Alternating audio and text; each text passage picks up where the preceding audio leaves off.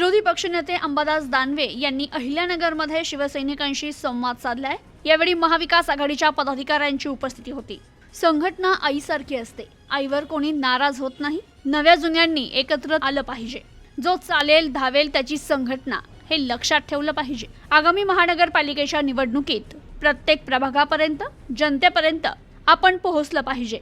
मागील वेळेपेक्षा 2 जागा आपल्याला निश्चित जास्त मिळतील असा विश्वास राज्याचे विरोधी पक्षनेते अंबादास दानवे यांनी व्यक्त करून प्रशासक काळात सत्ताधारी विरोधकांनी कशा पद्धतीनं महापालिका लुटली हे जनतेपर्यंत पोहोचवा असं त्यांनी आवाहन केलंय। तर अंबादास दानवे हे खासगी दौऱ्यावर आले असता त्यांनी अहिल्यानगर शहर प्रमुख किरण काळे यांच्या निवासस्थानी सदिच्छा भेट दिली। यावेळी शहर शिवसेनेच्या वतीनं त्यांचा सत्कार करण्यात आला। दरम्यान शहर महाविकास आघाडीच्या पदाधिकाऱ्यांनी अंबादास दानवे यांची भेट घेतली आहे। यावेळी बोलताना अंबादास दानवे म्हणाले, आपल्यातून अनेक जण दुसऱ्या पक्षात गेले, पण संघटना काही थांबत नाही।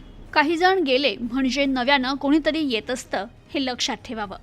त्याच पद्धतीनं आपल्याला आता नव्या जुन्यांची सांगड घालून पक्ष संघटना अधिक बळकट करायची आहे। दिवंगत उपनेते अनिल राठोड यांनी या नगर शहरामध्ये नेतृत्व केलं।